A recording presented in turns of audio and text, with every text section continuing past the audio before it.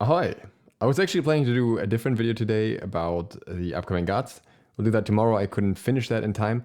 So we're doing something quick today, and that is going to be talking about the upcoming Olympians. You can vote for the Olympians at the moment, and I just wanted to have a general look over the ones that I'm familiar with. This is not so much necessarily an endorsement for every single one of them, but rather just talking about the ones that I'm familiar with to some degree, that I've seen doing something positive, because it's going to be not even a matching number for the votes, so it's not going to be like you would be able to vote for all of these, but rather, you know, these people are generally cool or they have nice goals or something, and that's why I'm going to show you these people. The first one is Alpha Jackal. I don't think I need to introduce Alpha Jackal at this point. Definitely very knowledgeable about the game, very engaged with the community. And his first goal here would be to make a list of passive abilities people feel are too strong or too underwhelming, and hopefully come to a compromise on what to be done better to balance these out. Interesting main point to run with, but not something I'm opposed to, so cool. Moving on, somebody else that I wanted to talk about is Conway. Now, Conway, I think, ran last year already, and the relevant part for me last year was that he wanted to work with the international regions. He wanted to make things better for Southeast Asia and Latin and China. And I think this is something that's still very much necessary. In Australia, we've seen some improvements, but the international community is still very much struggling overall. And I think having an Olympian dedicated to that is a very good idea. We get to someone else in that context later as well. But I still think that somebody who makes that their main goal is something that I will endorse, or that I will support. And Conway is also a high-level player, high-level ranked player, and has been coach, or is coach even, for high-level teams. So he's very knowledgeable about the game in general, and that obviously adds to it. So yeah, I think that's someone who also gets a bit of an insight from the EU side of things. We don't have that many EU Olympians running anymore. So yeah, it brings in some variety. So that's pretty cool as well. Then we have Valtrye Valmont. That's just someone that I've seen being very positive in my community personally, and being around for a long time as well now, with 5 years. Actually from the UK too. And I wanted to see what he suggests or what he wants to do. So his main focus would be the latency, with the issues that latencies can cause in games, like in odd situations such as auto attack desync, focusing on issues like that, like for example Naja and Amaterasu. I know that the Naja one is partially being worked on, and I feel like there's only so much that can be done with that. So I'm not sure if this is a really effective main point to run on, to be honest. But at the same time, I trust that Valtrye will also have other good inputs outside of that, based on what I've seen, like talking about PTS balance and everything like that. So I think that would be something that's still, there's still potential there, especially talking about here balance decisions and things like that as well. I think that's actually more his field. Then we have that Nick Walker, also someone who's been very active in my community and very positive. And his goal would be make SMITE a more welcoming community for new and practicing players, to expand the player base in a more casual fashion, to celebrate a long-running game with such a deep fan base and spread the love. Obviously, an ambitious goal, but obviously also one that we should strive for, to grow the game as much as possible. And I like this, the first issue that you like to tackle, employing some sort of Smurf detection or team system to fight the difficult learning curve in SMITE, so that starting players don't get discouraged by playing against Smurfs. Now, this is something that's obviously very hard to do, but like even considering to come up with options for that, I think is a very good idea. It's been more of an issue in recent years, really, and it's been brought up a lot. So I could totally see that being a useful feature. Then we have Define Pride, and Define Pride here, I'm just gonna give my full endorsement. I don't even know how Define Pride hasn't been an Olympian for years at this point. Well, wait, he was actually an Olympian? I didn't even. Yeah, see, that's how well I'm keeping track of that. Anyways, I'm endorsing him again. This last year's Olympian, I spent a lot of time focusing on duel and making sure the problems from that group were recognized. although that group is small, I feel like I feel that it has a large presence in the community, whether it's on Twitch or YouTube. Although not every single change requested or bit of feedback offered is able to be put in the game, with every new update, changes have been made to not only improve Conquest, but also duel and other game modes as well. Since MMR has been introduced and is now visible to the player, new feedback and criticism rose up due to now seeing your number not climb up once you reach the top or drop drastically after a loss. Matchmaking can never be truly perfect, and so on and so on. That is something that Hi-Rez is already solving at the start of next season. They already announced that, so we probably have to look beyond that. But he's played so long, he's been involved in the game for so long, he's like created content and everything. Like I'm sure there are other things that that he can think of to address. He's talking about accessibility here. Oh, okay. Sorry, I can't endorse Define Pride anymore. He's talking poorly about Nox. Can't have that here. No, I'm just kidding. I mean, I'm sure he's not too serious with that. And he wants to get Janos removed from the game. Yeah, okay. Especially after the buff, I can completely understand that. So let's do it. I don't know if he should meme that much in the application because somebody might take it too seriously, but whatever. Then we have Byakeye. Byakeye was already an Olympian last year, and I think he did a pretty good job. And he was also very present and answering a lot of things. And I think it's important to have some of those Olympians since some of the older crew won't be rerunning. I think Wraith and Kin of Doom are not rerunning, and they were the ones that like you could easily reach out to and always get a reply from. Somebody else is also rerunning that will fit that hat, but Byakeye is most certainly one that fits in there as well. So he wants to fight toxicity primarily. I think that's still something that's useful in Smite. I mean, it's one of those things that also, much like Smurfs, especially drives new players away. Like if you get used to it, sure, you probably care less. But if you're a new player and then you get into your games and you get toxic Smurfs, essentially, that's probably the worst case scenario. So I would most certainly think that's a good thing. That should always be a focus to some degree. Then we have Sinister Phoenix. Sinister Phoenix is, I think, running as casual PS4 or Conquest focus. I don't know. Either way, it's the only person in that bracket on PS4 that I even know of, and that has been active in the parts of the community that I see. So I think that's a good start. So her goal is also towards combating toxicity. Yeah, shared goal in that sense, but that's not really an issue. There's no guarantee that both will get a spot anyways.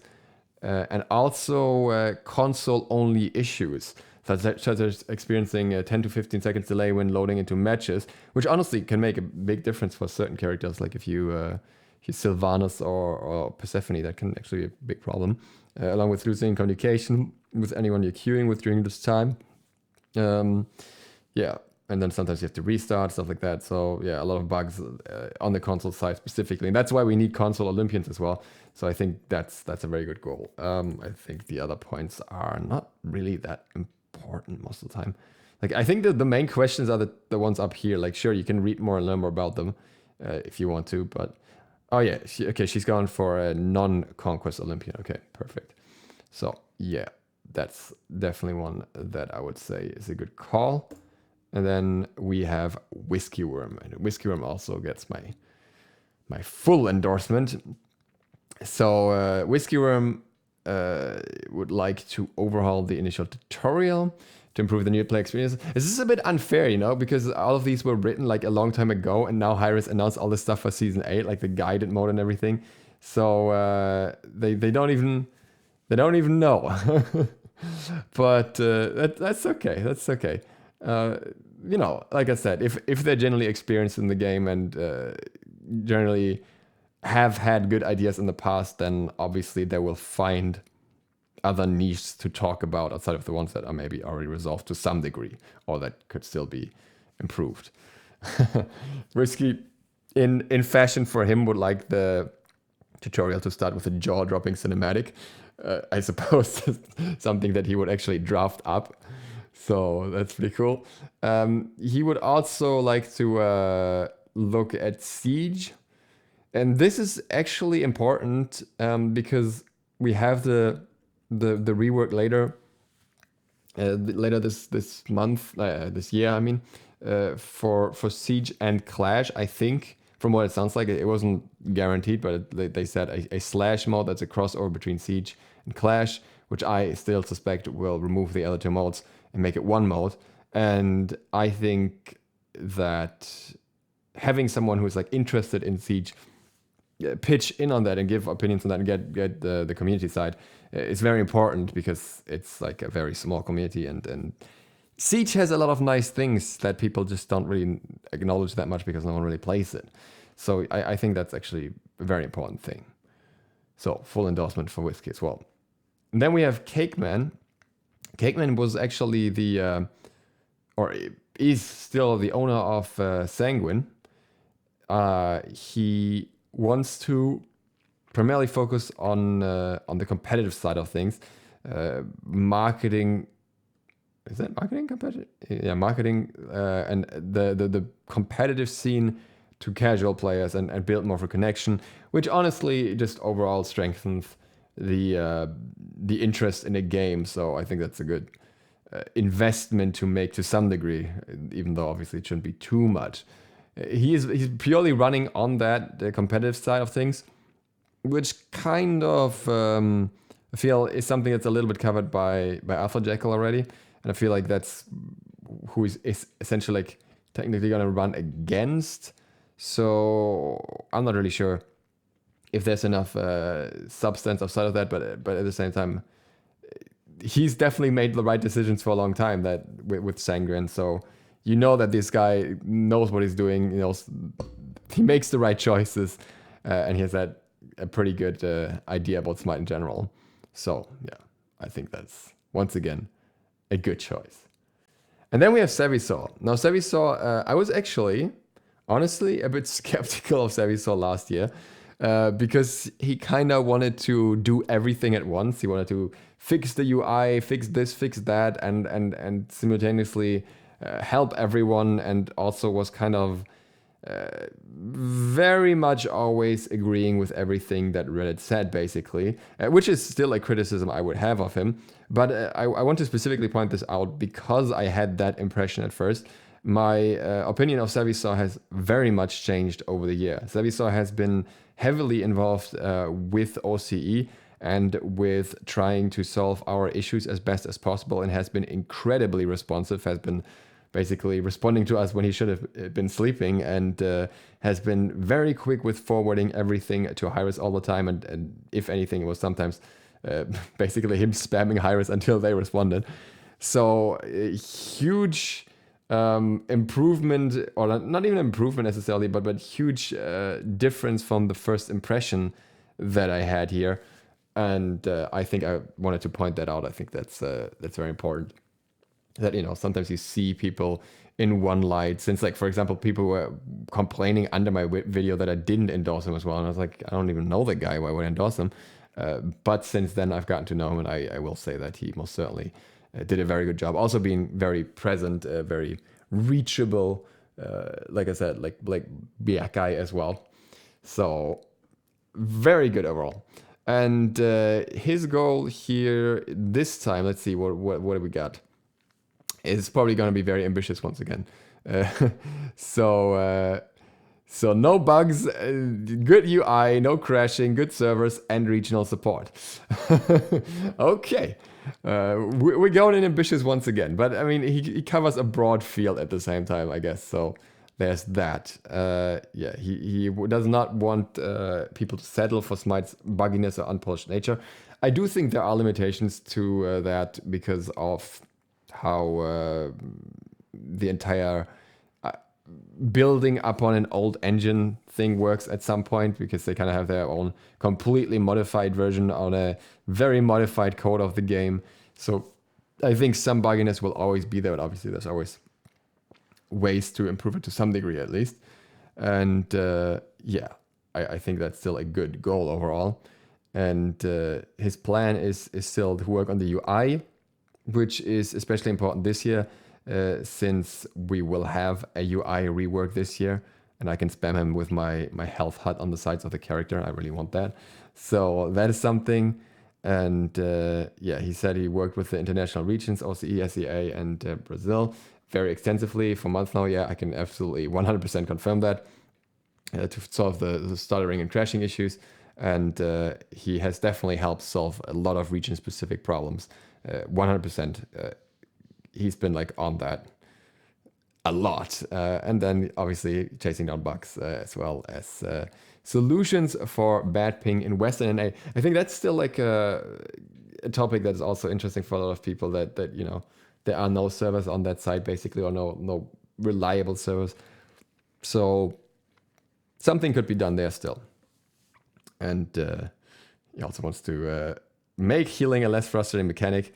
Too late, Savvy, that's already happening in the next season, but everything else we can fully get behind. And then, last but not least, we have Karr. Now, with Karr, I gotta be honest, I didn't see him be that active as an Olympian compared to the others, but it's hard to say what happens behind the scenes. Like, some people are just not active on Twitter or Reddit or whatever, and are maybe active in communities where I don't even look. So I don't want to say he didn't do enough or something, because I don't know. And out of the PS4 people, he is the only one that was familiar to me. And he didn't stand out negatively in any way either. So yeah, he would like to continue to make Conquest easier to learn. Again, that's something that Hi-Rez is already working on, but also generally still a good idea. I think for people that don't really play Conquest because they feel uncomfortable playing it, or they feel unsure about playing it, it's still always good to have more ways to get into it, just to experience the different level of balance you experience in a mode that the characters are actually meant to be balanced for compared to the other modes. And then he talks about the competitive side as well. And he would like to address, he says it's hard to address things. Toxicity. Yeah, okay, that's the third one on that. But again, I have no issue with every Olympian writing that in there, since it's something that'll always help SMITE grow. So yeah, he says there's a lot of progress that has been made, but there's still a lot of more work that can be done. And I wanted to see if he actually mentioned anything about his community communication. Yeah, okay, he says he has a good reach within the PS community.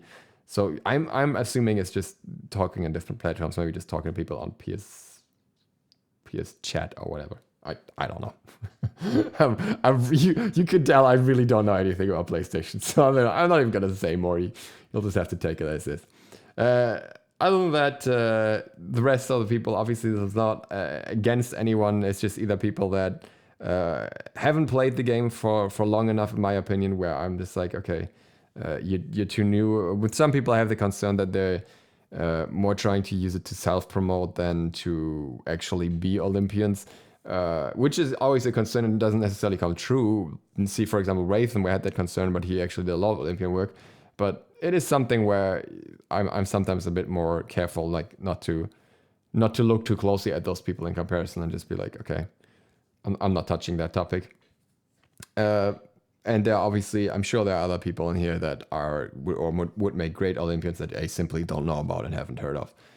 And if you're one of those people, feel free to respond in the comments and promote yourself ideally by telling who you are and what you want to do, rather than just saying vote for me, so that people actually get a good idea of who you are and what you want to do and why they effectively should vote for you. So yeah, that's it for today. Again, the video talking about the gods for the upcoming season is coming tomorrow, and then a ton of Season 8 stuff. So if you're not subscribed yet, feel free to sub button with bell, so you get notified of upcoming videos. And you can also support me on Patreon now if you'd like. Now on that, I thank you very much for watching and hope to see you for the next one tomorrow. I can say that this time. Duke Sloth, out.